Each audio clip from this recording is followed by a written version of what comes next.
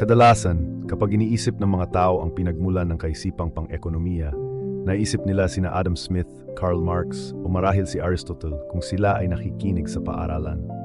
Ngunit may isang katotohanang tahimik na nagkukubli sa mundo ng medieval, isang katotohanang bihirang itinuturo ng kasaysayan ng kanluran.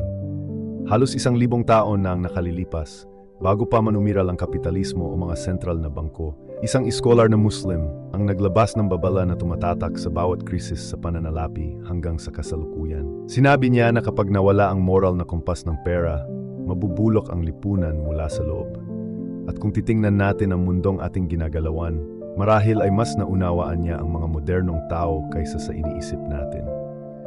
Maligayang pagdating sa The Financial Historian, kung saan nagbabanggaan ang pera, kapangyarihan at kasaysayan, at walang kasing simple ng tila. Unwaan si Al-Ghazali, isa sa mga pinaka-maimpluwensyang palaisip ng Islamic Golden Age. Kailangan mong isipin ang isang mundong pamilyar at kakaiba. Ang panahon ay bandang 1100 AD. Ang Europa ay putol-putol at mahirap, gumagapang pa rin mula sa mga guho ng unang bahagi ng Middle Ages. Samantala, ang mundong Islamiko ay umaabot mula sa Al-Andalus sa Espanya hanggang sa Persia at higit pa. Mayaman, siksikan at sopistikado ang mga lungsod nito. Baghdad, Damascus, Cairo. Ito ang mga nangungunang sentro ng pananalapi at intelektual. Ang mga ruta ng kalakalan ay puno ng mga karaban na may dalang seda, pampalasa, tela at pilak. Nagdebate ang mga iskolar sa pilosopiya, batas, astronomiya at medisina. Umunlad ang mga pamilihan, umunlad ang imperyo. At ang kayamanan ay mabilis na nagbabago sa lipunan ng higit pa sa kayang unawain ni Numan. Sa mundong ito ng umuusbong na komersyo at tumataas na hindi pagkakapantay-pantay, lumitaw ang isang iskolar na nagngangalang Abu Hamid Al-Ghazali. Isang pilosopo, isang hurista, isang teologo at isang malalim na kritiko. Isipin siya bilang isang uri ng palaisip na maaring magpaliwanag kapwa sa layunin ng kaluluwa at sa layunin ng sistemang pangsalapi ng hindi kumukurap. Ipinanganak sa Persia noong 1058, mabilis na umangat si Al-Ghazali sa hanay ng akademya. Sa kanyang mga unang taon ng 30, hinawakan niya ang isa sa mga pinakaprestihiyosong posisyon sa pagtuturo sa mundong mga Muslim. Ngunit ang nagpaiba sa kanya ay hindi ang katanyagan, kundi ang kanyang pagtanggi na tanggapin ang mga itinatag na pamantayan. Nakita niya ang isang mundo kung saan lumalaki ang kayamanan, lumalawak ang mga pamilihan, ngunit may mali. Isang lipunang nahuhumaling sa pera, ngunit walang kahulugan. Isang ekonomiyang masagana sa panlabas, ngunit bulok sa loob. Hindi mo kailangang tumingin ng mabuti para makita ang mga pagkakatulad sa modernong panahon. Nagsisimula si Al-Ghazali sa pamamagitan ng pagtatanong ng isang tanong na kakaunti ang nangangahas magtanong. Ano ang mangyayari kapag ang isang sibilisasyon ay mas mabilis na yumaman kaysa sa pagiging matalino? At upang masagot, ibinaling niya ang kanyang pansin sa konsepto ng pera. Ito ang bahaging ikinagugulat ng maraming taga-kanluran. Si Al-Ghazali ay hindi lamang isang relihiyosong palaisip. Isa rin siya sa mga unang pilosopo na sumuri sa pera mula sa isang moral at sistematikong pananaw.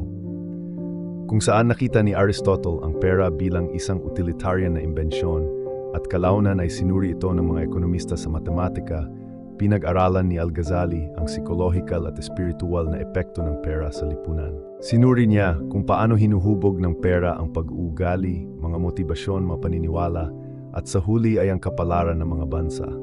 Upang maunawaan ang kanyang pananaw sa ekonomiya, dapat mo munang maunawaan kung paano niya tinitingnan ang kalikasan ng pera. Para kay Al-Ghazali, ang pera ay hindi dapat sambahin, iimbak o gamitin upang ipakita ang katayuan. Ito ay isang kasangkapan lamang, isang daluyan ng palitan. Inihambing niya ang pera sa isang salamin. Ang salamin ay walang halaga sa sarili nito. Mayroon lamang itong halaga mula sa kung ano ang ipinapakita nito. Ganito rin ang totoo sa pera. Ang kapangyarihan nito ay wala sa ginto o pilak, kundi sa kakayahan nitong bigyang daan ang mga tao na makipagpalitan, magtayo, at makipagtulungan. Ito ay isang ideya na madalas sabihin ng mga modernong ekonomista. Ngunit isinulat ito ni Al-Ghazali noong ika-11th siglo, noong ang karamihan sa Europa ay inuunawa pa rin ang kayamanan bilang lupa o mga samsam ng digmaan. At mula sa pundasyong ito ay lumitaw ang isa sa kanyang pinakamahalagang pananaw. Ang itinapong pera ay patay na pera. Para sa kanya, ang kayamanang nakakulong sa mga bawol, nakatago sa mga silid, o inilibing sa mga patio ay hindi lamang walang silbi. Ito ay nakakapinsala sa lipunan. Ang kayamanang nakatigil ay hindi umiikot. Hindi nito pinakain ang mga manggagawa, hindi nito itinataguyod ang komersyo, hindi nito sinusuportahan ang mga pamilya. Sinasakal nito ang buhay pang-ekonomiya. Inilalarawan niya ito bilang pagpapalamig sa dugo ng lipunan. Isang parirala na maaring lumitaw sa anumang modernong kritisismo ng hindi pagkakapantay-pantay. Ngunit hindi lamang nagrereklamo si Al-Ghazali tungkol sa kasakiman. Ang kanyang argumento ay sistematiko. Kapag ang mayayaman ay nag-iipon ng pera, lumilihas sila ng kakapusan, hindi dahil sa kaunti ang mga mapagkukundi dahil naharangan ng sirkulasyon, napipilipit ang mga presyo, nagugulo ang mga merkado, nagdurusa ang mga tao. Ang kritisismong ito ang humahantong sa kanyang susunod na malaking ideya. Ang haka-haka ay sumisira sa tiwala. Walang pasensya si Al-Ghazali sa mga mangangalakal na nagmamanipula ng mga presyo, lumiliha ng artipisyal na kakapusan o nagsasamantala sa mga krisis para sa kita. Nakikita niya ang pag-uugali,